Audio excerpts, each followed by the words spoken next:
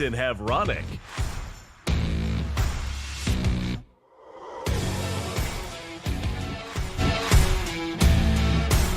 Well, good morning, everyone, and welcome to another edition of Huddle Up here on Extreme Sports. Welcome to a Wednesday, the third day of December for 2025. Mike Will, Tyson of Ronick, ready to start your day the right way with all of your news, weather, and sports that you need to get out the door here this morning.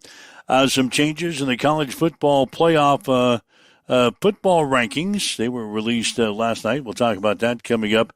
The Nebraska women's basketball team getting ready to take on Bradley tonight at Pinnacle Bank Arena. Got some comments coming up during this hour from Husker women's basketball coach Amy Williams. After completing the Big Ten's first 20-0 campaign since 2009, the Nebraska volleyball program was well represented in the Big Ten Volleyball Postseason Honors announced on Tuesday. Hastings College basketball teams will play at Midland tonight. We've got some comments coming up from Bronco men's basketball coach Todd Reardon here during the show today. Pairings have been announced for the Heartland Hoops Holiday Classic that's going to be held on December the 20th at Lynn Farrell Arena in Hastings. And Penn State still looking for a head football coach. All that and more is coming up as you wake up, get going here this morning as we welcome in Tyson of Ronick from the Western Studios. Good morning. Yeah, good morning. I'm here. We're up. It's happening. It's been a busy week, so I apologize. I'm half a cup of coffee down. Obviously, it's Tech Week for the Hastings Community Theater show. So we've been running rehearsals well into the early morning hours, and so yeah, we're operating on limited sleep as it is. And then, when we get text messages from the boss 5 minutes before the alarm clock rolls off, then we shut the alarm clock off and we're like, okay, well, I'm going to doze off for 5 minutes, and then we roll out of bed. Oh crap, we got a show to do. So we're up and we're working, man. Usually, you've got this rule that I'm not supposed to text you until 6:30. It's literally in the contract. Yeah. Evidently, I text you a couple of minutes before 6:30. Yep, and it does. It throws the whole morning routine off. I have a system. So shame on you. Your phone. Good morning. Your phone. Yes. When you receive a text, do you have like a big foghorn or something that goes off when you receive a text? No. It just kind of chirps. Right. And it's the little things. Yeah, like I've already told you, like a freight train and a tornado could go through my house. Wouldn't know it, right? There was a time where I was living in Grand Island where the fire department was literally knocking on my door because there was a fire in the garage underneath my apartment, and they were trying to evacuate the building, and I slipped through the entire thing, didn't know it. Luckily, obviously, the apartment didn't burn or anything like that, but completely slipped through the whole thing. My fan shuts off, or a little tiny noise on my phone goes off, and I'm up. Like, what happened? Yeah. Wow. I guess next time I'll wait for the full duration of your. Well, yeah, it's in the contract. 6:30. Yeah, Stroman, he texted the other day at 4:30. Oh, it pissed me off. So that woke you up? That one did, yeah, and it was awful. So, anyways, that really screwed up your morning routine. Enough on my morning routine. More on a big day of sports news yesterday, and gosh, how do we start? Maybe the coaching search over at Penn State that continues. You said they had the inside track yesterday to BYU, and next thing you know, BYU unloads a bank for their coach, and he is staying in Provo. Yeah, Kalani Sitake. He's going to remain at BYU. Sides agreed to a long-term extension yesterday amid interest from Penn State in hiring him as their next head football coach. The development comes as number 11 BYU prepares for Saturday's Big 12 title game against number 4 Texas Tech, with the winner securing an automatic bid to the college football playoff. Satake has been the BYU's head coach since 2016. He's won more than 65% of his games. He led BYU to an 11-2 record in 2024, and the Cougars are 11-1 this season. So BYU antes up, and Kalani Satake is not going anywhere. He's staying in Provo, which Penn State, again, on the outside looking in, that was their main man for the past couple of weeks, evidently. They've held some preliminary discussions, even with their staff and what they were going to do with their program. And now Satake says, thanks, but no thanks.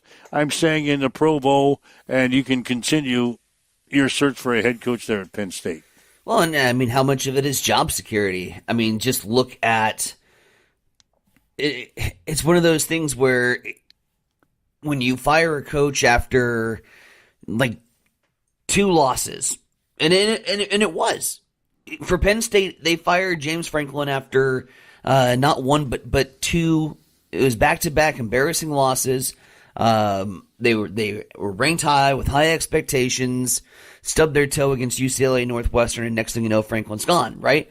And then so if you're BYU and you're Satake and you're thinking, okay, well, I could win 8 games here at BYU and probably have a pretty decently happy fan base that would meet expectations. I go to Penn State, I lose 1 game, and I might be looking for a job in a year. So I think, not only obviously the BYU bank that comes through, that they have poured now, I think, everything into their coaching staff rather than their NIL money, but whatever. The bank comes through in BYU and also the job security factor, and that's a pretty easy decision for Satake. Now, what's Penn State going to do? You and I have both said for the past 2 weeks, Penn State just needs to hire the interim coach. Give him a chance. I thought Satake was Penn State settling, and now I think it's settling even more, and I think you just got to go give the keys to the guy that's currently driving it. So we'll see what happens. There at Penn State. The new college football playoff rankings came out last night. You and I discussed this yesterday. We were kind of anxious to see what they would do with the Ole Miss because of Lane Kiffin's sudden departure for LSU. They moved him up. Yeah, they didn't penalize. Ole Miss. In fact, they moved him up to number 6 in the rankings released last night. I don't like it. Yeah, well, a couple of years ago, we talked about it on the show yesterday when Florida State lost their starting quarterback. They moved Florida State around, basically kept them out of the playoffs with it, as I remember. Yeah. But that was back when we only had 4. Yeah. And God, back when we only had 4, like it was like so many years ago. It was 2 years ago, Tyson. Way back 2 years ago. Yeah, well, we only had 4. Right. But they bounced out Penn State, and they did so because and deemed at that time that changes within the football program, whether that be injury related or transfer portal related, will impact your standing in the committee. So that's the precedent you set. What bigger precedent is there in college football than the guy that literally calls the plays is gone? That's a pretty big precedent, and that's gone. And so Ole Miss from the SEC should also be gone. And you could argue, well, that's not fair to the players, and the players need that opportunity because they earned it. No, the guy that called your plays is done. So Ole Miss can be done and out of the playoffs too, as far as I'm concerned. Yeah, so they move them up to number 6. Ohio State remains number 1. Followed by Indiana, Georgia, Texas Tech, and Oregon. Texas A&M is now 7th, followed by Oklahoma, Alabama, and Notre Dame. BYU is in at number 11. Miami is number 12. As it stands right now, Ohio State, Indiana, Georgia, and Texas Tech would receive the first-round byes under the current rankings. And the first-round games for the college football playoff would be Tulane playing at Oregon, Virginia at Ole Miss, Notre Dame at Texas A&M, and Alabama at Oklahoma. Of course, the final rankings will be announced on Sunday, and then we'll piece everything together. But I know you're boiling when I talk about Tulane in the college football playoff. No, I freaking love Tulane, man.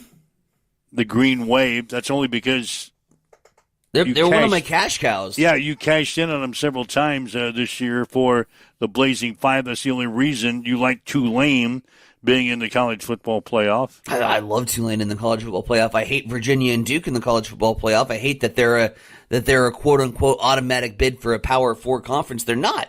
Not Duke. Oh, okay. I just see the Duke Virginia. That's my gripes on the ACC. The automatic bid for the ACC because the ACC calls themselves a Power 4. That's my gripe. Not over Tulane, man. I love Tulane. Virginia and Duke will play for the ACC championship this weekend. And really, when you think about it, the American Athletic Conference, I think I said that correctly, the American Athletic Conference championship game is going to be for a playoff spot, I think.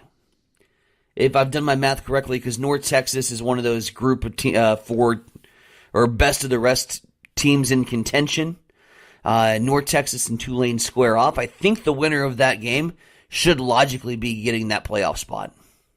And Tulane must be ranked higher in the playoff rankings, so that's why they've got them. At the moment, yeah. Yeah, at the moment. So anyway, the official rankings will be out on Sunday, and that's something we can discuss on Monday. Are you still? What are you hearing for our defensive coordinator's position? I know you're on 8 jillion sites and things like that. What are you hearing? Crickets. Nothing. Hearing a lot of, I mean, I don't read too much into the coaching searches anymore. Like I used to. I hear what people are saying. But at this point, with these fan pages, anybody with 3 rubber duckies in a bathtub can write an article with sources, and I'm hearing a lot of junk that's going around. I heard Kentucky's defensive coordinator being tossed around, but he just recently got hired, so that's out. No, I haven't heard anything earth-shattering or anything that I'm super excited about. We mentioned Bo Pelini yesterday. Well, I did, yeah. I did some research on that yesterday. I had some time. Good for you. In 2002, the season prior to Bo's hiring, Nebraska's defense was 55th in the nation. Mm-hmm. In his first year as the defensive coordinator in Nebraska, the Huskers were 11th.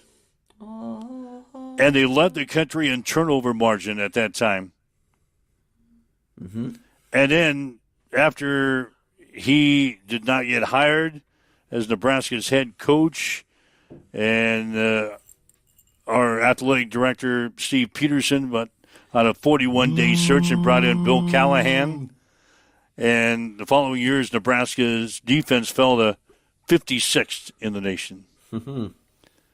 So, yeah, while Bull was there, we had the 11th best defense in the nation, and we led the country in turnover margin. Is this you saying that maybe my idea or wish isn't that far-fetched? Is that what you're trying to say? I'm saying... Are you on my island? Well, I'm saying it wouldn't be a bad hire, but I don't think it's going to happen. And by the way, remember we talked about Bo's age? He's only 57. I didn't say he was that old. You were saying he was that old. He's not that old. Dennis is chiming in. Where are you seeing this? Justin Wilcox, he texts me. Justin Wilcox and Jim Leonard. Jim Leonard. That name sounds familiar. Where did he fail at? I don't know where he's at.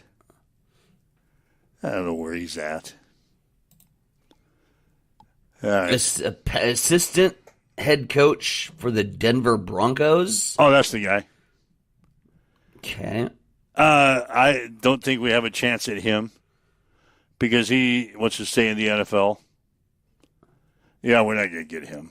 He left Wisconsin, right? He was the interim head coach. That's the one. Okay. And then who was the other one? Wilcox? Yeah. Justin Wilcox. Bring him up. Where's he at? Was the head coach for the California Bears. Was. Yes. California fires Justin Wilcox after 9 seasons. Why the hell would we want Justin Wilcox? I don't know. Shane's chiming in. Penn State is now going after... Wow. That'd be a good hire. The New York Giants former coach. Former Bills offensive coordinator, which is where he had his most success. And then, quite frankly, is still loved in Buffalo because of the success of the offense. The one guy that really knows how to use Josh Allen as well as the OC now with Brady. But, yeah, I don't think Brian Dable was given a fair shake in New York. I mentioned that on this program. You lose your best offensive player and your investment. I mean, that's, Brian Dable went out and got the guys for New York. He got Jackson Dart in. He brought Cam Scadaboo in, and they showed flashes of what they have the potential to do. And then Scadaboo's ankle snaps. Giants go on a losing streak, and the administration's like, no, we're done with you. Like, that's trash for Brian Dable. So, yeah, the guy can coach. That would be a big step up. Yeah, that'd be a splash what Penn State was looking for. It would ruin my plans for the Buffalo Bills, but... What's your plans for the Buffalo Bills? He's not coming back to Buffalo, is he? Coach Brady goes from the OC spot to the head coach spot. We don't let the door hit Sean McDonough on his way out. And we bring back Brian Dable to his rightful position as the offensive coordinator. That would be the ideal scenario for Buffalo. Wow. But if he takes the Penn State job, it's not going to happen. All right, waking up with Mike and Tyson here this morning. This is Huddle Up on Extreme Sports for this Wednesday. Again, if you'd like to chime in with us, you can do it a number of ways. Give us a call on the Hamilton Telecommunications fan line, 402-834-1330, 402-834-1330. Leave us a message on our social media sites as well. We're monitoring those comments as we wake up and get going here this morning. Bo has to be better, right? Like, Bo's a better option than Jim Leonard and Justin Wilcox. You agree with me on that, right? Only because I know Bo Pelini. I'm not too familiar with those other two cats. Well, what happens when we're not familiar with those cats? Bad things happen. AKA, who the hell is Mike Riley? Like, that didn't work.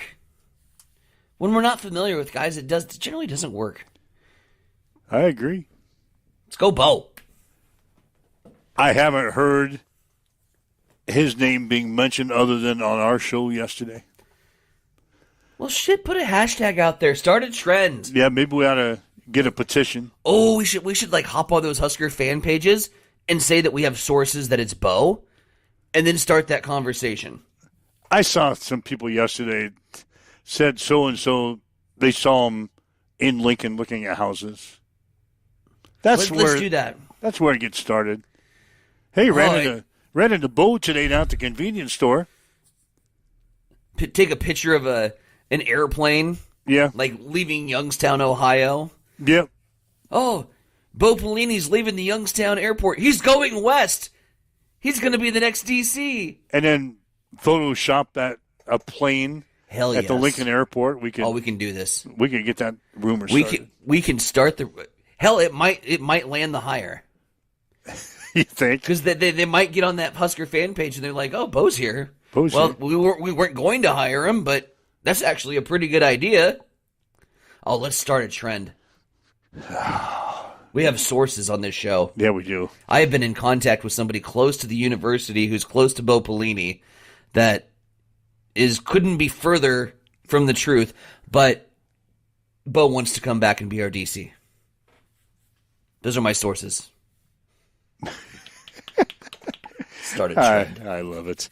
All right, we got basketball tonight. The Nebraska women will take on Bradley tonight.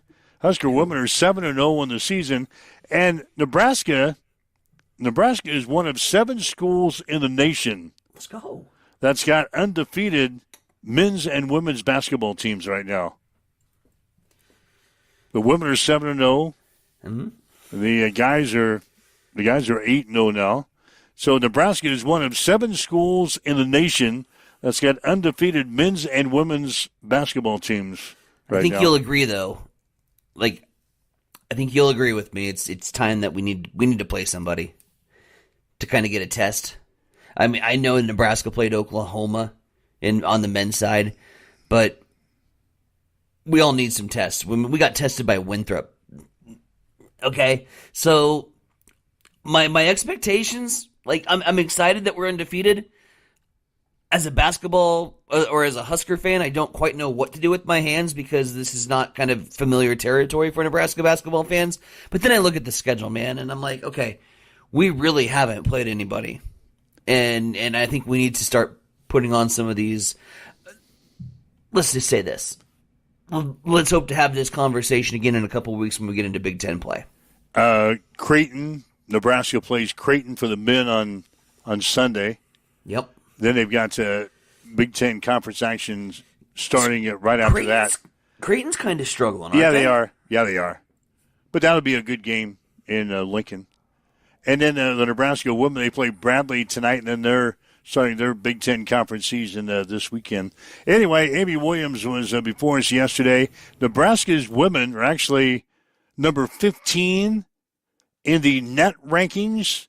Those are the rankings that the NCAA committee, when they get to postseason play, kind of looks at. So we're not ranked in the coaches poll or the AP college basketball poll for the women, but we're ranked number 15 in the net rankings.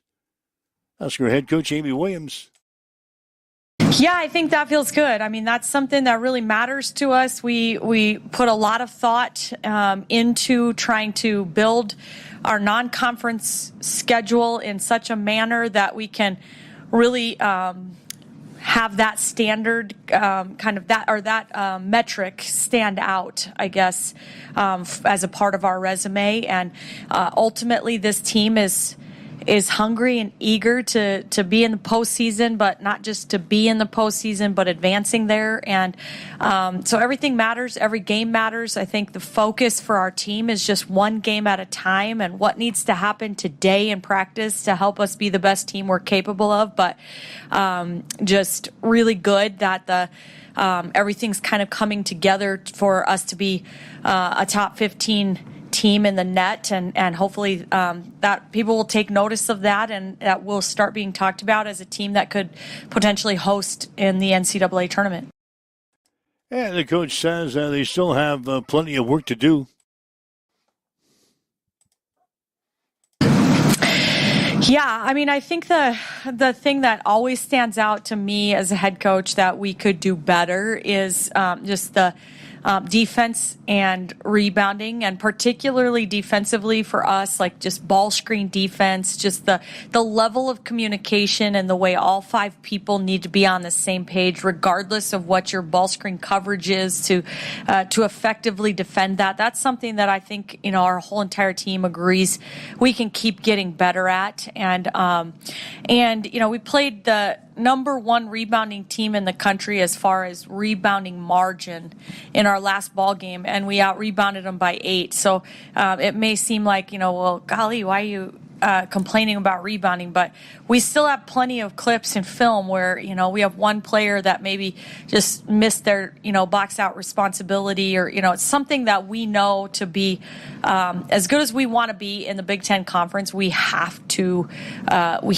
be one of the best rebounding teams, and we have to take care of business. We have to be the most disciplined team in that regard. And so that's something we want to continue to get better at. Brent Prince is on fire for Nebraska. She scored over 30 points in a couple of games already this season. She's averaging 22 points per ball game right now. And we asked the coach, what's the biggest difference between Brent Prince last year and this year? I think so far just the confidence and aggressiveness to be thinking kind of score first and really kind of trying to stay with pace all the time. And I think that makes a difference when she plays with great pace and really puts pressure on the rim. It creates opportunities for her, but it also creates a lot of opportunities for our entire team. And we're seeing her finishing at the rim at a pretty high clip. Her mid-range has been really deadly, and she's shooting pretty good percentage from behind the arc right now. So all three levels of scoring, she's being very efficient with, but I think it starts with her pace. All right, the Huskers will take on Bradley tonight. The Braves come in with a mark of 4 wins and 3 losses. Bradley is a team that really plays hard, and we've got Britt Prince averaging 22 a game, and they have this Nelson kid averaging over 20 a game, and I think she's second in the nation right now in 3-point field goals made per game, over 4 a game. But she also can post you up and go off the dribble and spin move and layup and mid-range. She's got all of those things to her game as well. And then when you bring in a point guard whose dad is the men's coach at Bradley, and she's a coach's kid that just makes great decisions with the basketball, and they really play hard. And I think just a really competitive game with some exciting players that, a team that's gonna play for 40 full minutes, and they're never down, they're never out of it, and they've had some really exciting wins. They just are coming off of a great performance in their holiday tournament, nearly beating Missouri, but also knocking off Abilene Christian, who's expected to win the WAC this year. And so, just a really quality team coming in here to challenge us. All right, that's going to be a 7 o'clock start tonight at the Vault PBA in Lincoln. 7 o'clock starting time, the Huskers and Bradley, as Nebraska looks to go to 8-0 on the season. There you go. A couple comments coming in that I want to get to and address. We'll start first with Ryan Martin updating us on some Kansas Jayhawk basketball. Oh, boy, they lost to 5th-ranked UConn last night at home. That's a rarity. Kansas has 3 losses: Duke, North Carolina, and UConn. That'd be actually a fun Final Four. Up next, Kansas' border rivalry with Missouri. I respelled it for you, Ryan. You look at that pennant in the background, you see the Missouri Tigers. Hashtag KU fan. We're hashtag Missouri fan. We're going to go against each other whenever that matchup takes place. Also, Shane's trying to defend Nebraska's victory over Winthrop by saying Winthrop was 23-11 last year. Well, yeah, Shaner, they are, and I also did a little research on that, and they play in the really difficult, tough, competitive conference of the Big South with such teams as Longwood, North Carolina, Asheville, Presbyterian. They got their ass kicked by High Point. They also played Radford, South Carolina Upstate, Charleston Southern, Gardner Webb. Boy, you've got to really defend their 23-11 record. The only teams they played, the actual good teams, they got blown out by Indiana, Florida State, and Louisville. So yeah, don't. Winthrop, they'll be in the NCAA tournament though. Every now and then. They'll be. How? Fred Hoiberg He said that. So they might be the best team in the Big South, right? Probably so. They'll get an automatic bid. 15 seed. 15 seed. Cool. Go get your butts kicked by a 2 seed. Yep, at least they made it. We can't say that. I'm not. We can't say that. I'm not buying the Winthrop victory being a huge stepping stone. It's not going to add to our resume if we're looking for postseason play. Yes, correct. One other game last night in college basketball for the guys. Duke got by Florida last night. Top 25 battle. Duke 67 and Florida 66. So, anyway, that's what's bubbling right now as far as the sports headlines are concerned. Again, if you'd like to chime in with us, 402-834-1330 is our Hamilton Telecommunications fan line. You can leave us a message on our social media site or the social media sites as well. We'll get to those comments as we work through a Wednesday morning here at Extreme Sports.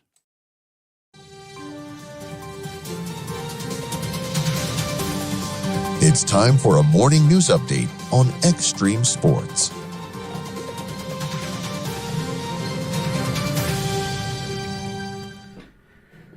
Well, fans at Memorial Stadium in Lincoln, congratulations, we're number one, baby. Racking up more than $4.3 million in beer and seltzer sales this season, surpassing projections. The Hall helping push total concession revenue for the athletic department past $10 million, a 75% increase from last year. If you build it, they will come. Memorial Stadium's alcohol sales through September were the highest in the country. Meanwhile, more important news, the Share the Warmth program in Hastings Utilities is back for the winter, and it runs through April 30th. The program is a partnership with the Salvation Army Catholic Social Services Community Action Partnership, Mid-Nebraska, helping neighbors who may struggle to pay utility bills during the cold season, especially seniors, people with disabilities, and anyone facing financial hardship. Residents who want to help can contribute small monthly amounts added to their utility bill. All donations are tax deductible and go directly to those in need. Those needing assistance can apply through the Salvation Army. Eligibility includes being a Hastings Utilities customer with a delinquent bill or disconnect notice, and facing financial hardship. Meanwhile, the Grand Island Fire Department has been teaming up with Operation Warmth to hand out 120 brand new winter coats to students in need across the Grand Island Public School District. Along with coats, kids received gloves, hats, scarves, and firefighters helped them pick out the right sizes and colors. The recipients were primarily elementary students who might otherwise go without adequate winter gear during Nebraska's coldest months. Thanks to this partnership, the children can stay warm, dry, and confident as winter sets in. It's 7:33. We'll swing things over to the East Side Studios. Mike, what's going on in sports? I mentioned the Nebraska women's basketball team will play host to Bradley tonight at Pinnacle Bank Arena. Huskers are 7-0 in the season. The Braves are 4-3. Tip-off tonight will be at 7. After completing the Big Ten's first 20-0 campaign since 2009, the Nebraska volleyball program was well represented in the Big Ten Volleyball Postseason Honors announced on Tuesday. Junior center Bergen Riley was named the Big Ten Player of the Year and the Big Ten Center of the Year. Danny Busboom Kelly was named the Big Ten's Coach of the Year. Riley was joined on the first team by Rebecca Olick, Andy Jackson, and Harper Murray. Lady Chaboy and Taylor Landfair were selected to the second team. Virginia Adriano was named to the all-freshman team, and Macy Bosinger earned a Big Ten Sportsmanship Award. Hastings College basketball teams will play at Midland tonight. The Bronco women are 5-3 on the season. The men are 2-6. Women's game will be at 6 tonight. The men to follow at 7:45. We'll have the action tonight on Extreme Sports, beginning with a pregame show at 5:45. High school basketball season gets underway tomorrow night. Hastings High will play at Seward. Scotus is at St. Cecilia, and Adams Central is at Aurora. We'll have the Patriots game for you on Extreme Sports, beginning with the pregame show at 4:45 tomorrow afternoon. And pairings have been announced for the Heartland Hoops Holiday Classic to be held on December 20th at Lynn Farrell Arena. Action gets underway at 9 with Fullerton playing Silver Lake. followed by Osceola against Boyd County. Utan taking on McCool Junction. Elm Creek against Central City. McCook will battle Grand Island Senior High. Donovan Trumbull will play Bridgeport. Grand Island Central Catholic will square off against Amherst. And Adams Central will play Douglas County West. That's a check on your sports headlines. 7:35 now on Extreme Sports. It's time for a morning weather update on Extreme Sports with Chief Meteorologist Tim Jones. Today we'll have falling temperatures with the high of 30 degrees. That'll happen in the late morning to afternoon, a chance of flurries. And then we'll be down to 4 degrees by tomorrow morning. Plenty of sunshine on Thursday, but it'll be chilly. 29 degrees will be the high. It'll be breezy with gusts of 25 miles per hour.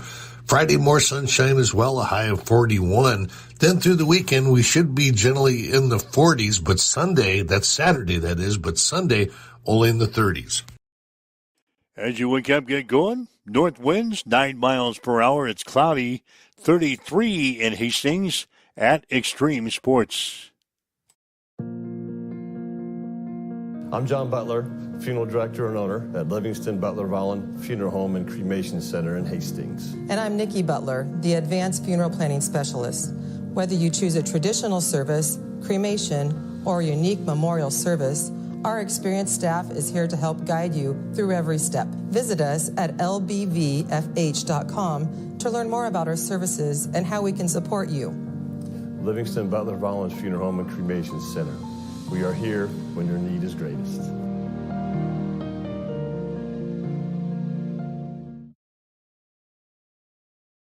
Hamilton has been providing IT solutions for businesses across the state of Nebraska for more than 3 decades. We know that Nebraska businesses are a driving force of support for the communities in which we live and work. We keep them connected and protected by delivering cybersecurity, hosted phones, and managed IT. We are grateful to be part of our Nebraska communities and to support their technology needs. More information at Get ready for the ultimate trivia experience with Extreme Sports Trivia. Play from anywhere at home, on the go, or at your favorite bar or restaurant. Compete live against players from all over in real time, answering questions across categories like sports, pop culture, Marvel, and more. Want to see how you stack up?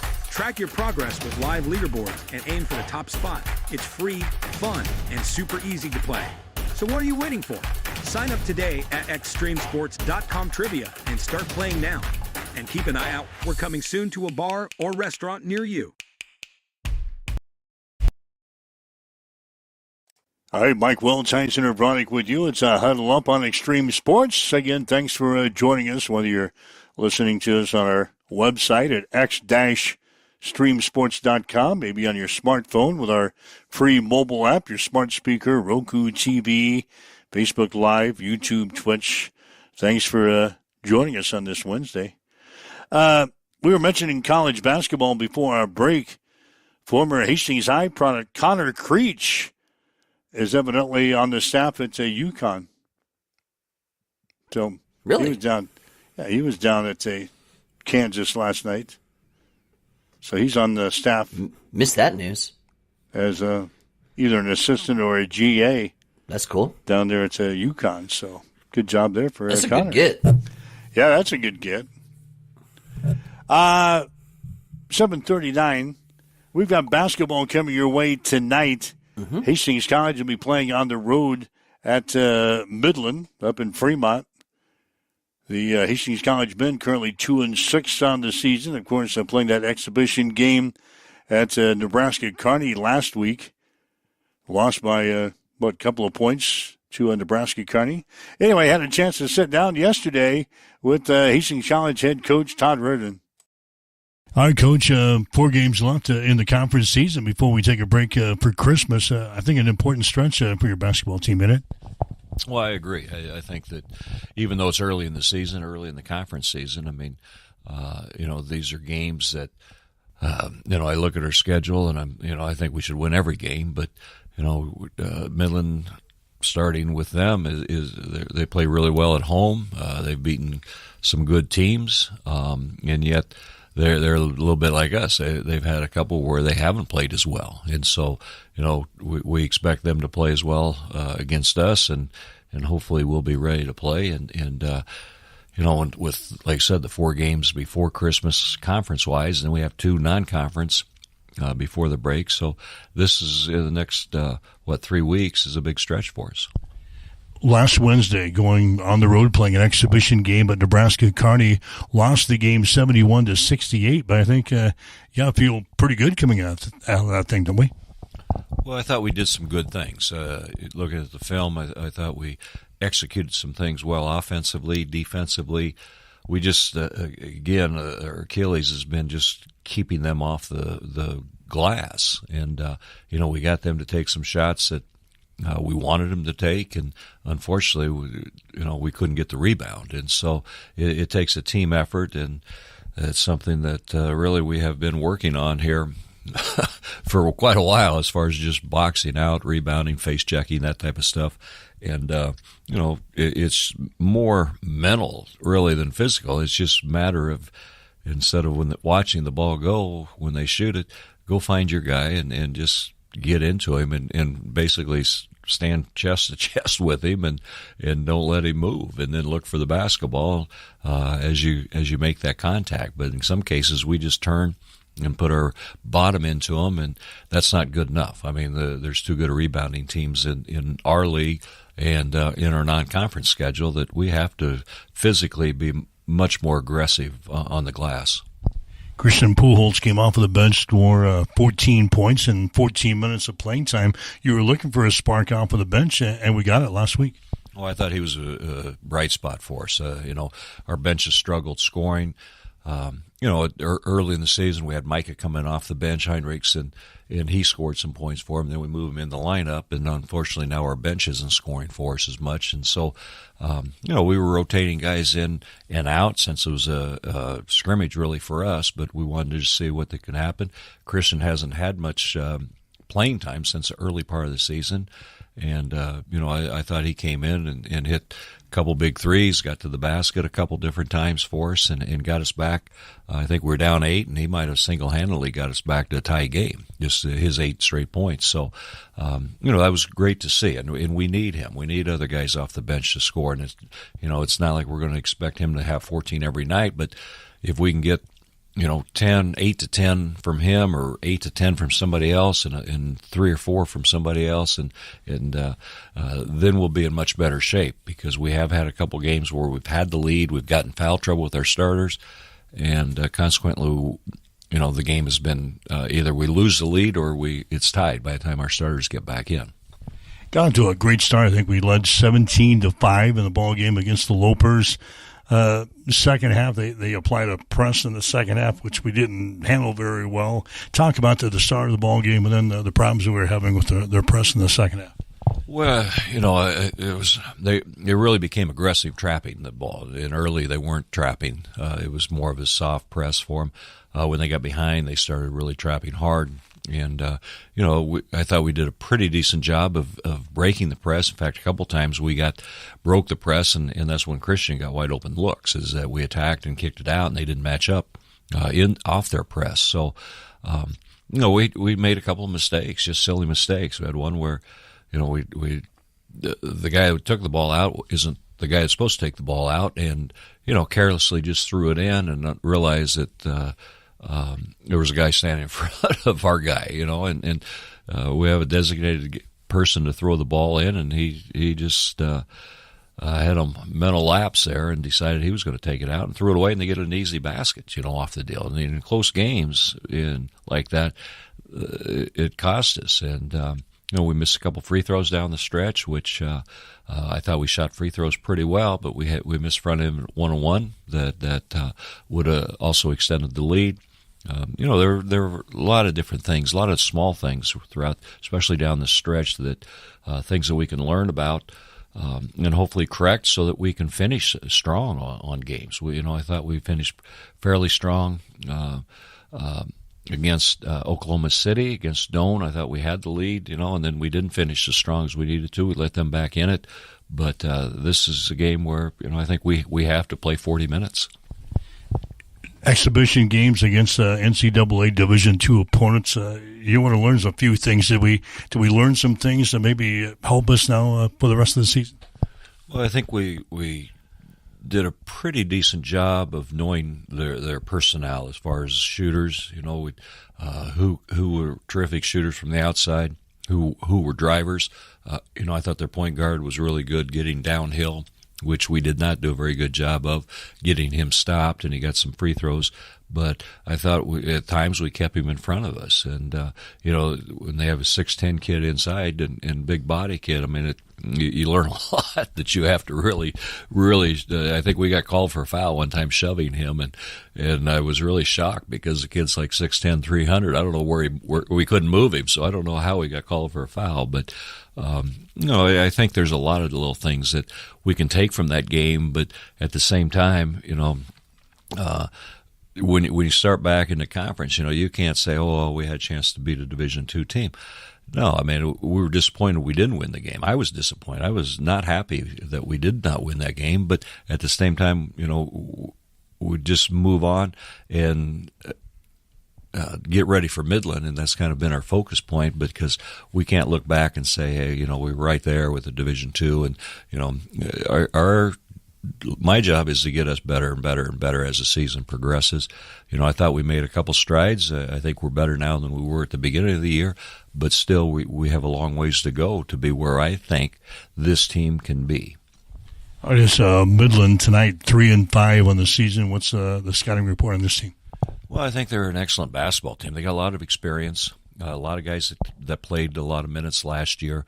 They have two good inside players, and then they have a guard wing that has been playing, I think, for 4 years for him. He's kind of their go-to guy. I mean, he makes things happen for him, whether it's attacking the basket, pulling up and shooting jump shots, or over-helping on him, and he kicks out to open three. And, they've had a couple guys that are shooting. I mean, if you look at the roster, as far as guys that are playing, they're shooting very well from three-point. So we have to defend the arc, but at the same time, we cannot let them get downhill. And, they have a couple guys that, again, offensive rebounds that, doesn't score a lot, but he knows to score, is get an offensive rebound, put it back. And there's a lot to be said about that, just his role. I think that they do a good job of hammering the glass, and we have to do a great job of checking them off, especially on long shots. If they get them to miss, we can't give them extra possessions. You mentioned they're shooting very good, around 50% on field goals, and you mentioned their three-point shooting. They got the big guys inside at 6'7" and 6'6". They rebound the ball well, so this is a team that is scary. They can cause you a lot of problems. Well, they can, and they can. They beat a good Morningside team a couple weeks ago at their place. They've lost a couple close games. They beat Clark College just this past Sunday that beat us. So, and that was at Clark. So, I think they do.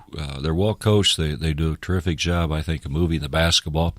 They get downhill on you, and like I said, if they don't finish around the rim, they're looking to kick out, and then they hammer the glass. And those are things that we have tried to work on this week, and we try to work on it about every week. Is rebounding drills to get people boxed off, but it takes everybody. I thought we did a nice job for the most part against Kearney. Our guards rebounded, and that's what we need. We need everybody, especially on long shot, long rebound, and we need our guards to help us with the rebounding. And so, we have our work cut out. They're a good team. Records, 3-5, but they've played some good competition to date. How do we win this thing tonight? Well, I think we have to. Take good shots. Our shot selection has to be, we can't get in a up and down game with them, but at the same time we do want to run, but it's, we want to take quality shots when we do get in transition. And if we don't have it, then get into a motion game or whatever we have going, and take care of the basketball and rebound. Defensively, we're going to have to. I don't think it can be a high-scoring game. I don't know if we can win that game, but I think if we can keep it a little lower scoring, we have a chance. All right, good luck. Thank you. All right, that's Hastings College men's basketball coach Todd Reardon. Hastings and Midland tonight up in Fremont. The women's game will go at 6 tonight with the men's game going at about 7:45 on the air with a pregame at 5:45 this afternoon. So the Broncos and the Warriors coming up tonight. There you go. A little hoops action. We're going to take a break here on the show, do a quick news and sports update. When we come back, it's signing day, my man. It's a big day for the college football nerds.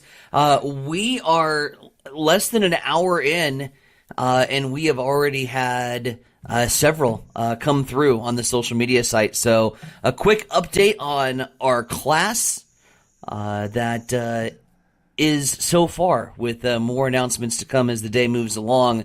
But so far, 7 recruits, and we'll talk about them after this.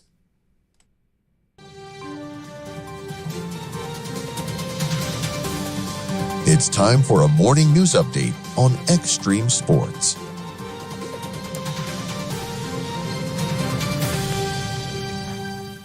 Speaking of the Huskers, their fans like beer. Fans at Memorial Stadium in Lincoln racking up more than $4.3 million in beer and seltzer sales this season, surpassing projections. Gee, who'd have thought? 1-7 games, you need beer to get through it. That haul helped push total concession revenue for the athletic department past $10 million. It's a 75% increase from last year. Memorial Stadium's alcohol sales through September were the highest in the country. It's good to be number one at something. The Share the Warmth program in Hastings Utilities is back for the winter. It runs through April 30th. The program is a partnership with the Salvation Army, Catholic Social Services, and Community Action Partnership of Mid-Nebraska, helping neighbors who may struggle to pay utility bills during the cold season, especially seniors, people with disabilities, and anyone facing financial hardship. Residents who want to help can contribute small monthly amounts that are added to their own Hastings utility bill. All donations are tax deductible and go directly to those in need. Those needing assistance can apply through the Salvation Army. Meanwhile, the Grand Island Fire Department has teamed up with Operation Warmth, handing out more than 120 brand new winter coats to students in need across the Grand Island Public School District. Along with coats, kids received gloves, hats, scarves, and firefighters even helped them pick out the right sizes and colors. The recipients were primarily elementary students who might otherwise go without adequate winter gear during Nebraska's coldest months. And thanks to the partnership, the children can stay warm, dry, and confident as winter sets in. It's 7:53. We'll head over to the East Side Studios. Mike, what's going on in sports? Well, the College Football Playoff Selection Committee didn't penalize Ole Miss because of former coach Lane Kiffin's sudden departure for LSU. In fact, the committee moved the Rebels up one spot to number 6 in the rankings released last night. Ohio State remains number 1, followed by Indiana, Georgia, Texas Tech, and Oregon. Texas A&M is 7th, followed by Oklahoma, Alabama, and Notre Dame. BYU is 11th, and Miami is 12th. The Nebraska women's basketball team will play host to Bradley tonight at PBA. Huskers are 7-0 in the season. The Braves are 4-3. Tip-off will be at 7. And after completing the Big Ten's first 20-0 campaign since 2009, the Nebraska volleyball program was well represented in the Big Ten's volleyball postseason honors announced on Tuesday. Junior setter Bergen Riley was named the Big Ten Player of the Year and the Big Ten Setter of the Year. Danny Busboom Kelly was named the Big Ten's Coach of the Year. Riley was joined on the first team by Rebecca Aulick, Andy Jackson, and Harper Murray. Lainey Chaboy and Taylor Landfair were selected to the second team. Virginia Adriano was named to the all-freshman team, and Macy Bosinger earned a Big Ten Sportsmanship Award. Yeah, the Hastings College basketball teams will play at Midland tonight. The Bronco women are 5-3. The men are 2-6. Women's game at 6 with the men to follow at 7:45. On the air with a pregame at 5:45 this afternoon here on Extreme Sports. And the high school basketball season gets underway tomorrow. Hastings High will play at Seward. SCOTUS is at St. Cecilia. And Adams Central is at Aurora. We'll have the Patriots game for you on Extreme Sports beginning with a pregame at 4:45 tomorrow afternoon. And pairings have been announced for the Heartland Hoops Holiday Classic to be held on December 20th at Lynn Farrell Arena. Action will get underway at 9 in the morning with Fullerton playing Silver Lake, followed by Osceola against Boyd County, Utan against McCool Junction, Elm Creek against Central City. McCook will battle Grand Island Senior High. Donovan Trumbull will play Bridgeport. Grand Island Central Catholic will square off against Amherst, and Adams Central will play Douglas County West. That's a check in the sports headlines at 7:55 on Extreme Sports. It's time for a morning weather update on Extreme Sports with Chief Meteorologist Tim Jones. Today we'll have falling temperatures with the high of 30 degrees. That'll happen in the late morning to afternoon, a chance of flurries. And then we'll be down to 4 degrees by tomorrow morning. Plenty of sunshine on Thursday, but it'll be chilly. 29 degrees will be the high. It'll be breezy with gusts of 25 miles per hour. Friday, more sunshine as well, a high of 41. Then through the weekend, we should be generally in the 40s, but Sunday, that's Saturday that is, but Sunday, only in the 30s. We've got north winds this morning at 9. Cloudy skies, it is 33 in Hastings at Extreme Sports. Connet Auto Care is the trusted name in automotive repair and maintenance services in Hastings. We're a gold-certified Napa Auto Care Center. Our ASE-certified technicians have the Blue Seal of Excellence, receive continuous training, and are committed to providing the best service your vehicle can get. Whether it's preventative maintenance, major repairs, or just an oil change, Connet Auto Care is here for you.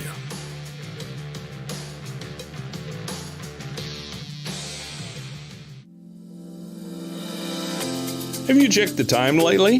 Good chance Maletta Vista Winery is open. Hey, this is Mick with an update on our new hours. Tuesday through Sunday, we're open 11:30 to 3, and Fridays and Saturdays 11:30 till 9. Not sure what you want to enjoy when you get here? Well, Maletta Vista features award-winning wine, select beer, spirits, world-class foods, breathtaking views, and live entertainment. Visit MalettaVistaWinery.com. Check out our events page for music schedules and more. Don't forget to follow us on Facebook. Make your reservations now at Maletta Vista Winery, located on Highway 281, just north of St. Paul.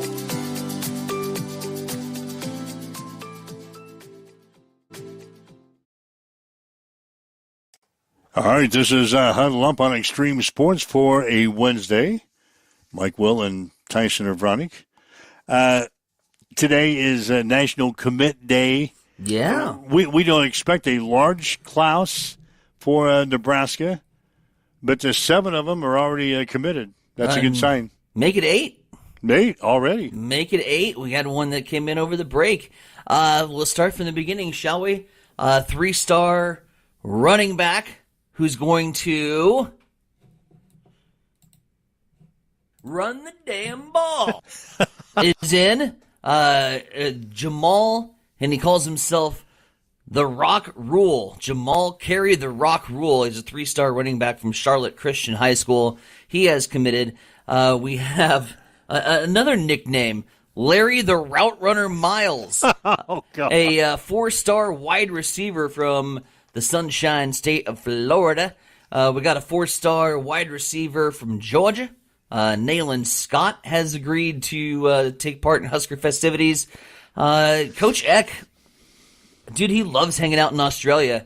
A kicker coming in from Australia by the name of Michael Sarkis. We'll work on the pronunciation later. Sarkis is what I'm rolling with right now. We got a 5-star corner adding to the defensive backfield assistance. Danny Odom coming from, I believe, Georgia or somewhere down there. 5-star cornerback. A homegrown product from right here in Nebraska. Jace Reynolds from Elkhorn North. Got to see him up close and in person. The dude is big. Bigger than me, which is not very hard to do. But Elkhorn North Wolves sending one to the Huskers. Jace Reynolds has committed. And then we have 2 4-star offensive linemen that we can talk about here this morning from Mount Carmel High School in Chicago. Whoo, baby. 6'8", 305. Claude Mbapma is my best pronunciation at it. 6'8", 305. And then we have a 4-star offensive lineman from Biloxi, Mississippi, the home of the Biloxi Shuckers, the beloved AA team of the Milwaukee Brewers, where Mike Bovey is currently playing. 6'5", 305, Hayden Ainsworth. And this dude's really, really, really smart, or he had a typo, one of the two. Highest GPA you can get is what? 4.0, right? Everybody knows that, 4.0. According to his Twitter profile, or X, as the kids call it nowadays, he's got a 4.03 GPA, which is like you must have got 103 in a class or something. Maybe he had extra credit. Yeah, right. 4.03 GPA, but he also backs that up with a 30 ACT score. So the dude is not only a big boy and can play some ball, apparently he's got some smarts too. Racked up a 30 on his ACT. The highest there is 36, and by comparison, I got a 20. And so, smart dude. Smart dude. Big dude. 8 guys that have committed here to the University of Nebraska as of 8 o'clock this morning. If you head to the Husker social media sites, they have a live breakdown show that is currently going on for, I think, the 26th that are expected here, and by the time the class gets done. Yeah, I don't even think that number is going to be that high. I don't think. Yeah, this year's class is not going to be a large one. At least they're not anticipating a large class. So yeah, we got 8 so far. Seems to me like we're only going to have 9 or 10. Huh. So most of the guys that have committed have already got their paperwork in. So anyway, you can watch that throughout the day if you're a Husker junkie as far as the recruits are concerned. I don't really get into too much of that. I just want to see it happen when you get here. We don't know about these guys. Yeah, we can read about them. Mm-hmm. And you're a 5-star or a 4-star. We don't care about stars. Just get on the field and get something done. But it's good to hear that.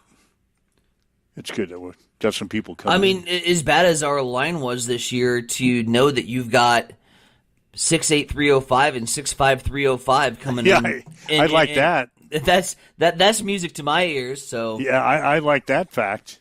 Mm-hmm. Got some big old boys coming to join us on the offensive line. So anyway, we'll recap that tomorrow when everything is all said and done. Again, we'll have basketball tonight on the road with the Broncos tonight. We'll be in Fremont. The women's game will go at 6 tonight. The men at 7:45 on the air with a pregame. It's 5:45 this afternoon, so we invite you to join us for some Hastings College basketball coming your way tonight here on Extreme Sports. If you'd like to listen to the show again, maybe hear the comments from Husker women's basketball coach Amy Williams, Hastings College men's basketball coach Todd Reardon, or anything else we discussed today, go to our podcast section, download the podcast, and listen to the show again. Anything else on the table we need to get to? That's it. I'm out. All right, we'll do it again tomorrow morning, 7 o'clock, here on Huddle Up Extreme Sports. Have yourself a great day. You've been listening to Huddle Up on Extreme Sports, Central Nebraska's new home for sports. Join us every weekday morning from 7